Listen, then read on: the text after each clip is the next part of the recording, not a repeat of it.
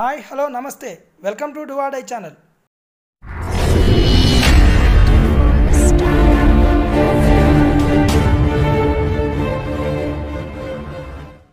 మీరు మొదటిసారిగా మా ఛానల్ని విజిట్ చేసినట్లయితే సబ్స్క్రైబ్ చేసుకోండి, పక్కనే ఉన్నటువంటి బెల్ ఐకాన్ని ప్రెస్ చేయండి. మా నుంచి మరిన్ని మంచి వీడియోలు రావడానికి అవకాశం ఉంటుంది. విషయంలోకి వెళ్తే CBT 1 CBT 2 ఏదైతే ఇంటర్ మరియు డిగ్రీ బేసుల్లో నోటిఫికేషన్ విడుదలైందో ఆర్ఆర్బీకి సంబంధించి ఇంటర్ మరియు డిగ్రీ బేసుల్లో ఆర్ఆర్బీకి సంబంధించి నోటిఫికేషన్ విడుదలైందో దానికి సంబంధించిన ఎగ్జామినేషన్ పద్ధతులు మూడు దశల్లో ఉంటుంది. ఒకటి CBT computer based test 1, computer based test 2, మూడవది స్కిల్ టెస్ట్. ప్రధానంగా కాంపిటేటివ్ వాతావరణం కాంపిటేటివ్ ఎగ్జామ్ సంబంధించి మాత్రం CBT 1 CBT 2. CBT 1లో వచ్చేసి 100 మార్కులకు ఎగ్జామ్ ఉంటుంది. CBT 2లో వచ్చేసి 120 మార్క్స్కి ఉంటుంది. CBT 1లో ఉన్నటువంటి అంశాలని ప్రస్తుతం ఆ సిలబస్ అంశాలని పుస్తకాలు ఏమి చదవాలనేది తెలియజేసే ప్రయత్నం చేస్తాం.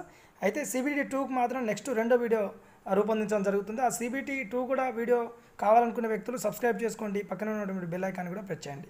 ఆ నోటిఫికేషను ఆ వీడియో మీకు రావడానికి అవకాశం ఉంటుంది. విషయంలోకి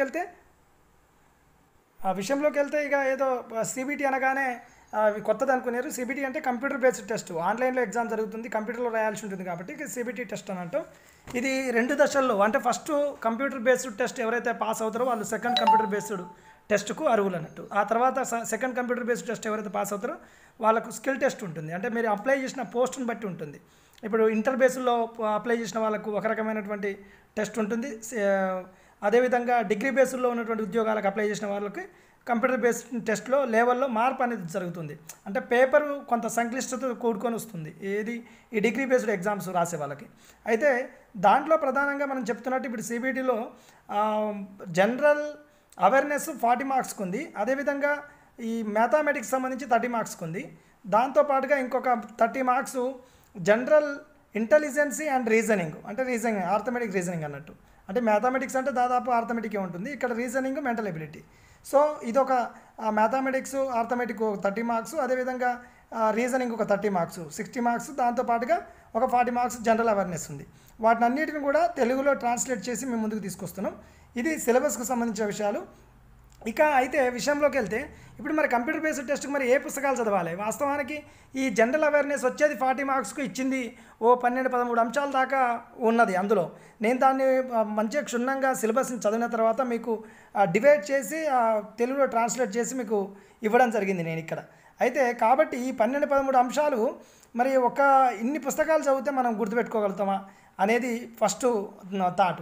కాబట్టి మీరు చేయాల్సిన విషయం ఏంటంటే హైటెక్ విజయరహస్యం అని చాలా షార్ట్కట్లో ప్రీవియస్ విషయాలని క్రోడీకరిస్తూ రాసిన పుస్తకం ఉంది. దాదాపుగా జనరల్ అవేర్నెస్కు current affairs, science and technology చదివితే సరిపోతుంది. ఈ హైటెక్ విజయరహస్యాన్ని అయితే ప్రాథమికంగా ప్రీవియస్ పేపర్లను చదువుతూ దాన్ని బాగా దీంట్లో ఏదైతే మనకు జనరల్ స్టడీస్ ఇప్పుడు మనం డిస్ప్లేలో కనిపిస్తుందో ఆ విషయాలని అందులో చదివే ప్రయత్నం చేయండి. అందులో లేనటువంటి అంశాలను మాత్రం కొంత ఇంకా నేను daily news paper, current affairs, magazines బాగా చదవాల్సిన అవసరం ఉంటుంది. కాబట్టి ఈ జనరల్ స్టడీస్ ఏదైతే ఉందో దానికి ఇది సరిపోతుంది 40 మార్క్స్ పర్పస్. కాబట్టి ఎందుకంటే నేను ప్రధానంగా వేరే పుస్తకాలు ఎందుకు చెప్పడం లేదనంటే దీనికంటే స్టాండర్డ్ బుక్స్, మంచి బుక్స్ చాలా ఉంటాయి. కానీ ఇంటర్ బేస్లో చదివే వాళ్ళు మాత్రం ఇదే చదవండి. డిగ్రీ బేస్డ్ వాళ్ళు కూడా CBTకి అయితే ఇదే చదవండి. ఆ తర్వాత CBTకు ఉన్న టైంని బట్టి వేరే పుస్తకాలు చదవాలా ఇదే చదవాలా అనేది చెప్పుకోవచ్చు. కంప్యూటర్ బేస్డ్ టెస్ట్ 2లో మాత్రం 120 మార్క్స్కి ఉంటుంది. అంటే జనరల్ స్టడీస్ అక్కడ 120, అక్కడ 55 మార్క్స్కి ఉంటుంది జనరల్ స్టడీస్. ఇక్కడ మాత్రం ఓన్లీ మనకు 40 మార్క్స్కి మాత్రమే జనరల్ అవేర్నెస్ అనేది ఇచ్చారు. జనరల్ స్టడీస్నే మనం జనరల్ అవేర్నెస్ లేదా జనరల్ స్టడీస్ అంటున్నాం ఇది అన్నట్టు. సో కాబట్టి ఇక్కడ ఒకటి హైటెక్ విజయరహస్యం అనేది లేటెస్ట్ వర్షన్ తీసుకొని మీరు అది చదివితే ఇక్కడ జనరల్ అవేర్నెస్కు సరిపోతుంది. దాంతోపాటు current affairs, science and technology తరువుగా చెక్ చేయాలి ఇక్కడ ఏదైతే జనరల్ స్టడీస్ని పేర్కొంటారో. ఇంకా దాంతోపాటుగా RS అగర్వాల్ పుస్తకం తీసుకోండి మ్యాథమెటిక్స్కు. ఏదైతే ఇప్పుడు సిలబస్ పేపర్లు మనం ఇక్కడ మెన్షన్ చేసినామో తెలుగులో కానీ ఇంగ్లీష్లో కానీ మనకి ఇక్కడ సిలబస్ పేపర్లు వస్తున్నాయో ఆ సిలబస్లో ఉన్నటువంటి అంశాలను మాత్రమే ప్రాక్టీస్ చేయండి. అదేనేం లేదు ఒక ప్రైవేట్ ఇన్స్టిట్యూషన్ మెటీరియల్ తీసుకున్నా ప్రాక్టీస్ చేసినా పర్వాలేదు. దాంతోపాటుగా లేకన్నా 10th క్లాసు అకాడమిక్ బుక్స్ కానీ మ్యాథ్స్ పుస్తకం కానీ లేకపోతే 8th క్లాస్ మ్యాథ్స్ పుస్తకం కానీ అందులో ఉన్నటువంటి అంశాలు కూడా ఈ మ్యాథమెటిక్స్ అర్థమెటిక్స్ సంబంధించి బాగా ఉపయోగపడతాయి. రీజనింగ్ కూడా అర్థమెటికో ఇంకా ఈ బయటలో దొరికే ఏదో ఒక ఇన్స్టిట్యూషన్ మెటీరియల్ తీసుకుంటే సరిపోతుంది. బాగా ప్రాక్టీస్ చేయండి. ఎక్కువగా దృష్టి మ్యాథమెటిక్స్ రీజనింగ్ వైపు దృష్టి పెట్టండి. ఎందుకంటే సిబిటి టెస్ట్లో 1లో 60 మార్క్స్ అదే ఉంది.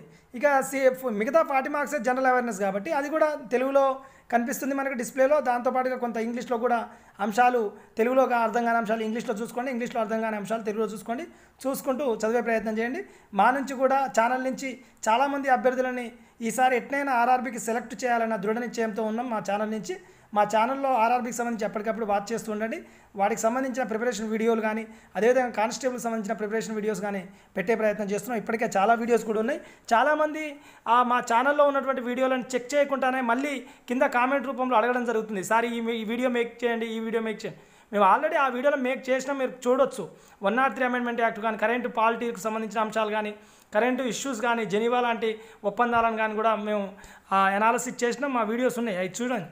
చూస్తే మీకు కొంత కాంపిటేటివ్ అవేర్నెస్లో అవి బాగా ఉపయోగపడే అవకాశం ఉంది. ఇది అండి బాలాచిరబైన డూఆర్ఐ ఛానల్ సంబంధించి. వీడియో నచ్చితే లైక్ చేయండి, నచ్చకపోతే డిస్లైక్ చేయండి.